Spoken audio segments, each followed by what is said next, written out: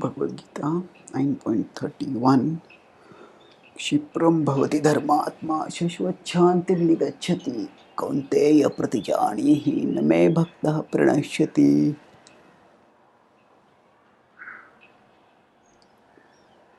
क्षिप्रं भवति, soon happens, dharmatma becomes, soon such a person becomes dharmatma, a pious person, a religious person, a person who follows dharma. In fact, the person whose essence is dharma, dharmatma. Shashvat Shantim Nigachati. Shashvat is Shashvat, permanent. Shantim. A person attains lasting peace. Nigachati.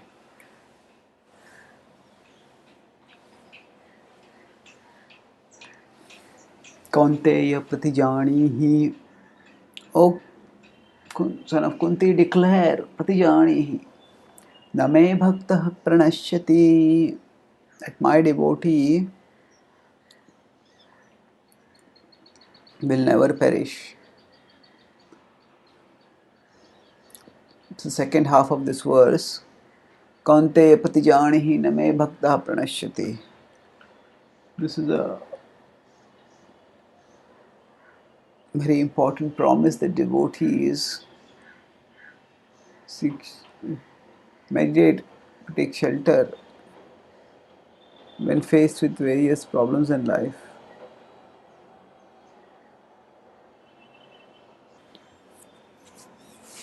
So in the previous verse's context, Krishna is talking about how he protects those devoted to him.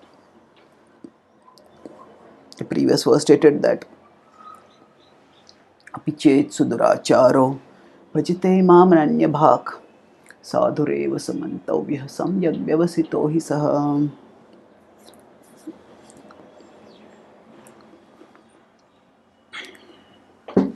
Even if one be the most sinful, even if one commits a very sinful activity, still if one stays devoted to Krishna, then one moves onwards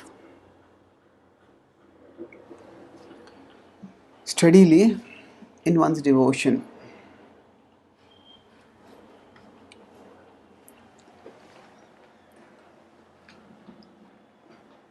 Although there is an interruption in the devotion because of the misdeed, still that interruption doesn't become a termination, because devotion knows no termination. Devotion knows only in misdirection. Because we as living beings cannot not live, because we are eternal and we are conscious, so we look for an object to follow. So all that happens, even when we fall to some sinful activity, we temporarily give that particular object which we are indulging in more importance than Krishna. That is the essence of the misdirection of the soul.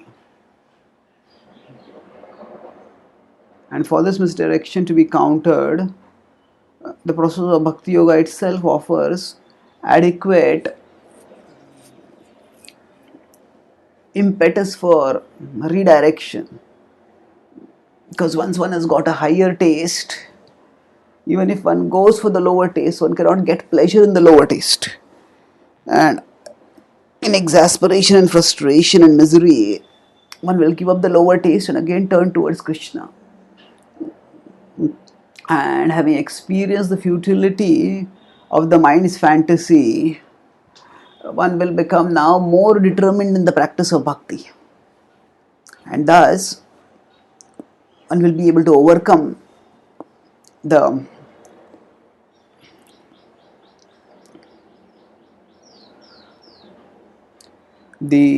conditioning. So, Kshipram bhavati dharmatma. Soon, Kshipra. One becomes virtuous, because it's sometimes we may be possessed by some temporary insanity, either because of some very highly provocative circumstance externally, or because of some conditioning suddenly popping up from within. When such a thing happens, when we get misdirected, thus at that time it's vital that we not let the fall down become a fall away. When we fall down, we can always rise again and move onwards. Krishna doesn't reject us. When we fall away, we lose hope and give up the process of bhakti. Krishna is pointing not to those devotees who give up the process of bhakti, but to those devotees who are unable to follow the standards because of some lapse.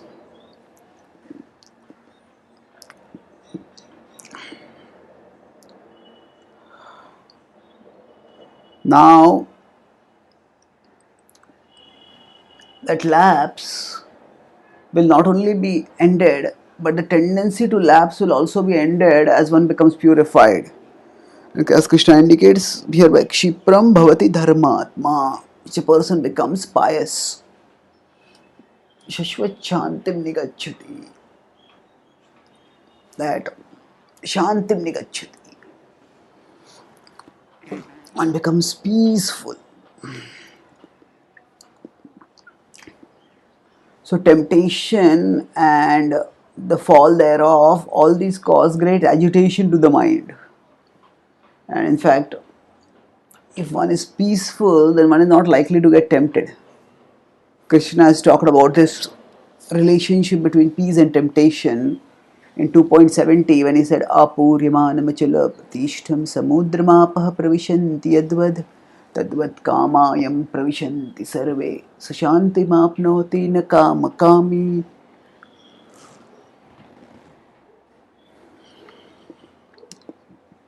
He stated that when one is Sashanti Mapnoti, when one is peaceful, when does one become peaceful? When the desires coming in do not cause agitation, just as rivers flowing into the ocean don't cause the ocean to get agitated. So here it is said that once one becomes dharmatma, that means one is fixed in the practice of piety and spirituality, and at that time desires can no longer trouble such a person. And Vishwachantim Nigachati, one will attain lasting peace. Bhagavad Gita is spoken on a battlefield where Arjuna has to fight a war which is the opposite of peace. Arjuna has expressed reluctance to fight the war, and Krishna is telling Arjuna, indicating to here, which something which will indicate more clearly and explicitly in 18.63, that Tamev Sharanam Gaccha Sarvabhavena Bharata Tat Prasadat Param Shantim Sthanam Prapsasi Shashvatam Param Shantim, and then Shashvata Sthana. So Shashvata Shanti, and those two same two words Shashvata and Shanti are used there also. So Krishna tells Arjuna that don't think that you can have peace in this world simply by abstaining from war. Actually, one can get peace only by transcending material existence. And the best process for transcending material existence, at least transcending material consciousness, is the practice of bhakti.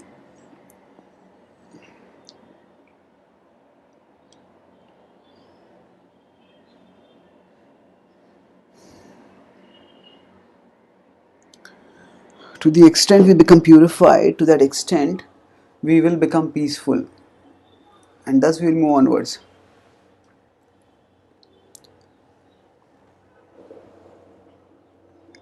So now the last part, Kaunteya patijanihi name bhaktah pranashyati. Arjuna declared that my devotee will never perish. This verse is cherished by devotees as an unequivocal guarantee of Krishna's protection. And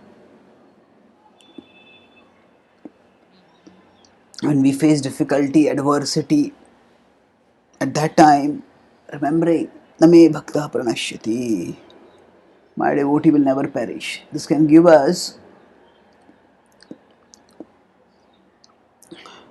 confidence and strength. Yes. Even if externally problems or internally temptations and desires and doubts start overwhelming us, if we just persevere in our devotional practices, over a period of time, we'll start seeing that those troubles will be temporary. They will come and they will go, but Krishna and our connection with Krishna will stay forever with us. And they will elevate us and ultimately liberate us.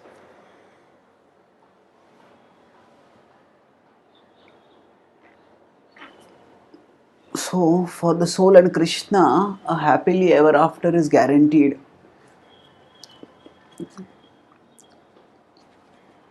Sometimes there are some movies which are, or some novels which are tragedies. There, if we expect some novel to be a romance novel with a happily ever after, and suddenly it turns out a tragedy where both the lovers commit suicide or something like that, we are shocked. But if we know in advance that this is a novel with a happily ever after, then even if there is tribulation, even if seem to be insurmountable obstacles, and although that is gripping, we want to keep reading to find out, okay, how will this be resolved? But eventually it is resolved, and we see that, oh yes, they have their happily ever after. Of course, this is within this novels which are written. They are stories which are spun from the imagination of the authors.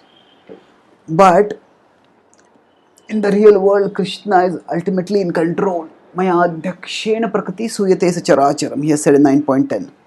So, for the devotee and Krishna, by Krishna's supreme arrangement, the happily ever after is guaranteed. So, if we stop reading the novel when, say, the hero is being beaten or when the heroine is being abducted, then we do not get to the happy ending. So, if we lose faith and we give up the practice of bhakti because of whatever adversity, then we deprive ourselves of the happy ending. Actually, the life of bhakti stretches over multiple lifetimes, and even if there is a death, still that is not a termination. And Krishna will be there with us in our heart in whichever next body we go, and from there onwards he will guide us to ultimately attain him. Thus, in the sense of our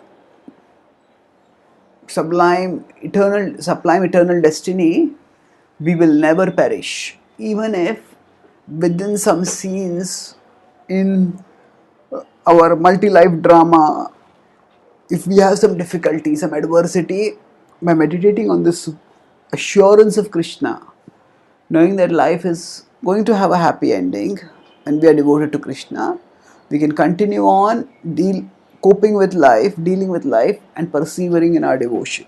Thank you.